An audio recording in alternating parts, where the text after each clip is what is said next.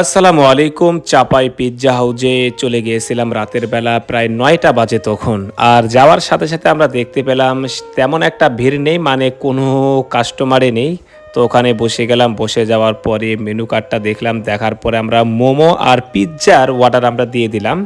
তো আমরা একটু ওয়েট করলাম 10 মিনিট। 10 মিনিটের মধ্যে আমাদের কাছে আর কি খাইতে চাবো, আমরা মোমো খেতে যাচ্ছি, আর আর পিৎজা খেতে যাচ্ছি, আর চিকেন খেতে যাচ্ছি। আচ্ছা কোনটা খাবো তুমি দেখো তো। এই 10 থেকে 12 মিনিটের মতন ওয়েট করার পরে আমরা পেয়ে গেলাম মোমো।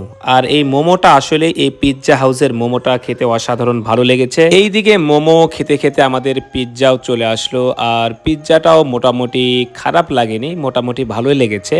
তারপরও আপনারা চেষ্টা করবেন স্পেশাল যে পিৎজাটা আছে সেটা খাওয়ার, তাহলে আরও ভালো লাগবে। এখানকার স্পেশাল পিৎজাটা আসলে অনেক ভালো, এটা নর্মালটা।